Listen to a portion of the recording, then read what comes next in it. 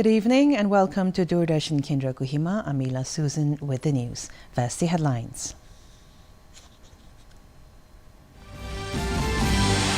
Union Minister Ashwini Vaishnaw says India is rapidly laying its technological base to achieve goal of Viksit Bharat. The Deputy Commissioner Dimapur Tino Jongshi Chang underscores pivotal role of media in bridging gap between government programs and public. Chairman Nagaland State Commission for Protection of Child Rights Alun Han Singh emphasizes role of media in raising public awareness on child rights. And Union Minister Mansukh Mandavia urges citizens to prioritize nation building and join Drug-Free India campaign. And now the news in detail. Union Electronics and Information Technology Minister Ashwini Vaishnaw has said that the technological base is rapidly being prepared for achieving Viksit Bharat. Highlighting India's tech-driven future during a convocation at IIT Hyderabad this morning, he urged the students to design world-class technologies and products. Vaishnaw announced the rollout of India's first indigenous semiconductor chip this year, with 6 semiconductor plants under construction, positioning India as a leading global player. He also touched on railway reforms, noting that the first bullet train will launch in 2027 alongside the Vande Bharat version 3 being manufactured in Chennai.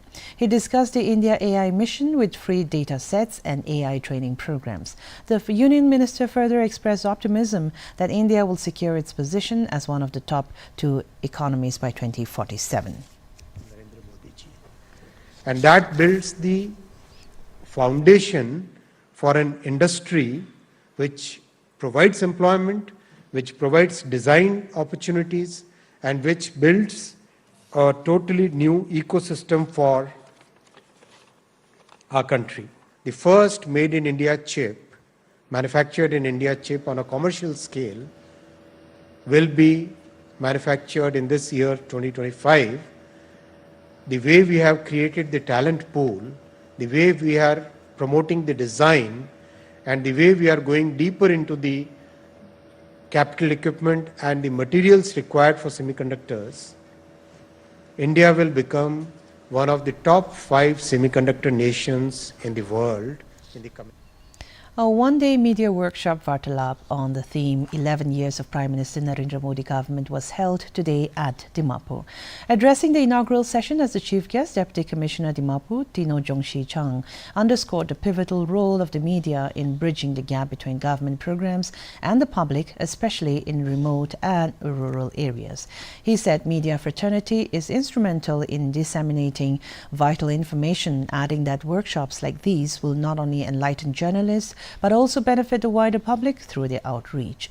Reflecting on the ongoing governance under the leadership of the Prime Minister, Chang highlighted the launch of numerous initiatives across various departments. The DC further appealed to the media professionals to bring forward success stories which can serve as inspiration for others, particularly in rural Nagaland.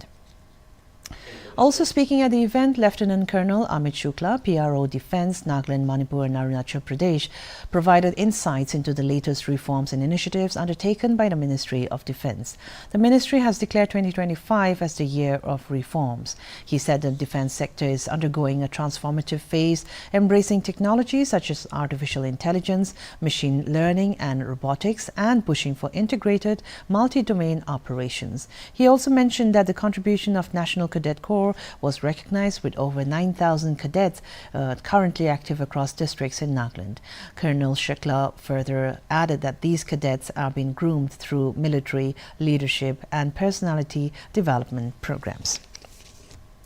Moving on, as part of the 25th anniversary celebrations of the Kohima Press Club, a one-day workshop titled Understanding Child Rights and Child Protection, Role of the Media was held at Hotel Jaffa in Kohima.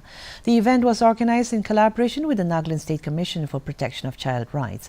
Delivering the keynote address at the workshop, Alun Han Singh, the chairman of the Nagaland State Commission for Protection of Child Rights, emphasized the critical role of the media as the fourth estate in ensuring accountability and raising raising public awareness on child rights. He commended Chief Minister Dr. Nipirio for prioritizing child welfare and urged all stakeholders, including parents, citizens and institutions, to actively support the protection and promotion of child rights. Han Singh provided an overview of the institutional framework for child rights in India, explaining that the National Commission for Protection of Child Rights (NCPCR) is an autonomous statutory body with the mandate to oversee all matters related to children under 18 years, including monitoring policies, schemes and legal violations. Short speeches were delivered by Zuvignon Théonion, the Director of Information and Public Relations, and Sabu Yasher, Director of Information Technology and Communication, focusing on role of media and technology in safeguarding children. Meanwhile, Mezivullah D. Terrier District and Sessions Judge Peck and former Registrar of the Supreme Court of India underlined the need for accurate reporting and careful framing of narratives concerning child protection. In the Constitution of India under Article 14, 15, 21, 21A, 24 and 39.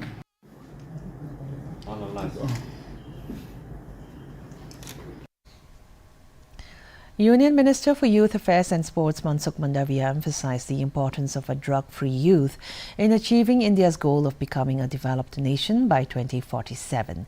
Speaking at the inaugural session of the Youth Spiritual Summit in Varanasi, Mandavia urged citizens to prioritize nation building and join the Drug-Free India campaign. He called on every citizen to pledge to connect at least 5 youth to the initiative. Speaking on the occasion, Union Minister for Social Justice and Empowerment, Dr. Virendra Kumar, spoke about the government's ongoing efforts to combat drug addiction among youth through various schemes and initiatives. Union Minister of State for Home, Nityanand Rai, acknowledged Varanasi's spiritual significance, emphasizing the lasting impact of the messages shared during the summit. साल तक implement करके हम विकसित भारत में युवाओं को नशा मुक्त होके अपना कंट्रीब्यूशन करने के लिए प्रेरित करें. The Enforcement Directorate (ED) has issued notices to tech giants Google and Meta in connection with its ongoing investigation into alleged money laundering linked to betting applications. As part of the probe, the ED has summoned representatives from both companies to appear before its Delhi headquarters on July the 21st. According to sources, Google and Meta platforms are promoting betting apps through advertisements and facilitating their reach to users. The agency is examining the role of digital platforms in enabling the promotion of these illegal apps, which are under scrutiny for potential violations of the Prevention of Money Laundering Act. And now let's go for a short commercial break. Please stay with us. बड़ी बहू, ये तुम्हारी ना. इतनी भी क्या जल्दी थी? अरे और छोटी, ये तुम्हारे ना. और ये मेरी गुड़िया की ना. पर दादी, हाँ? आपके नाम? सब कुछ मैंने बैंक, लॉकर, फिक्स डिपॉजिट सब में इन्हें ही तो नॉमिनी बनाया है. कल जब मैं ना रहूं, तब पैसे मिलने में इन्हें आसानी हो. शुभ शुभ बोलो. क्या? आरबीआई कहता है. जानकार बनिए, सतर्क रहिए. And welcome back. The Union Minister of Education, Dharmendra Pradhan, said that India is destined to become a developed country by 2047, and every citizen has a role to play in achieving this goal. He was speaking at the 7th convocation ceremony of IIT Palakkad in Kerala. The minister urged the students to take the lead in building world-class infrastructure across various sectors, including transport, housing, medical facilities and agriculture. Highlighting India's growing presence in the global digital space, Pradhan said that Prime Minister Narendra Modi envisions an inclusive and ethical digital public infrastructure across the country. He also emphasized the need for technological self-reliance and the importance of modern technology in agriculture.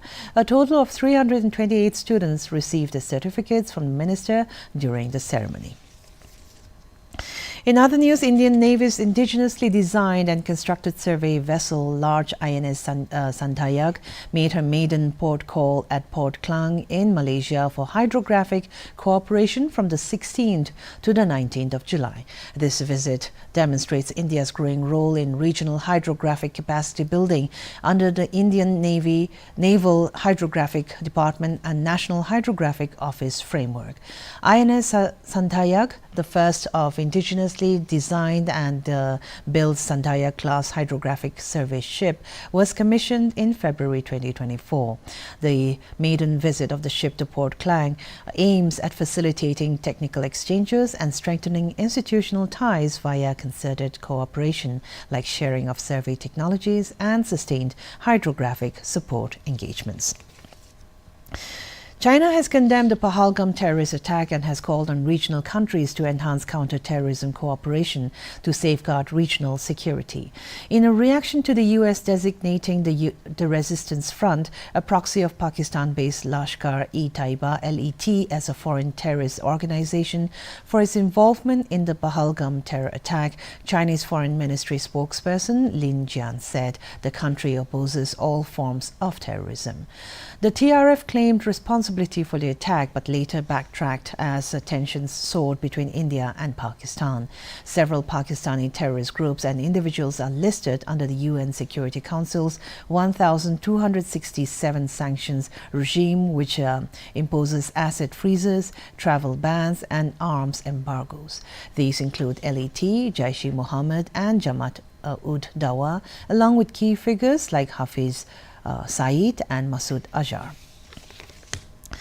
Moving on, the Department of Posts has announced the rollout of the next generation APT application, marking a major leap forward in the journey towards digital excellence and nation building. The APT application is designed to offer an enhanced user experience, faster service delivery, and a more customer-friendly interface. The Communications Ministry announced that to enable a seamless and secure transition to the advanced digital platform, a planned downtime at several post offices in Delhi has been scheduled for Monday. And now let's take a look at the weather reports of the district headquarters of Nagaland. Kohima today recorded a maximum temperature of 26 degrees Celsius and a minimum temperature of 20 degrees Celsius, while Dimapur had a maximum temperature of 35 degrees Celsius and a minimum temperature of 25 degrees Celsius. Wokha experienced a maximum temperature of 31 degrees Celsius and a minimum temperature of 22 degrees Celsius. Mongkokchung had a maximum temperature of 29 degrees Celsius and a minimum temperature of 21 degrees Celsius. Mon had a maximum temperature of 33 degrees Celsius and a minimum temperature of 23 degrees Celsius. Towards the east, Twinsang had a maximum temperature of 23 degrees Celsius and a minimum temperature of 17 degrees Celsius. Zinabuto had a maximum temperature of 25 degrees Celsius and a minimum temperature of 19 degrees Celsius. Phak had a maximum temperature of 23 degrees Celsius and a minimum temperature of 17 degrees Celsius. That's all for the weather report. And to end the news, here's a recap of our top stories. Union Minister Ashwini Vaishnaw says India is rapidly laying its technological base to achieve goal of Viksit Bharat. Deputy Commissioner Dimapur Tinojung Shi Chang underscores pivotal role of media in bridging gap between government programs and the public. Chairman Nagaland State Commission for Protection of Child Rights Alun Han Singh emphasizes role of media in raising public awareness on child rights. And Union Minister Mansukh Mandavia urges citizens to prioritize nation building and join a drug-free India campaign. And with this, we have come to the end of this news bulletin. Have a good evening.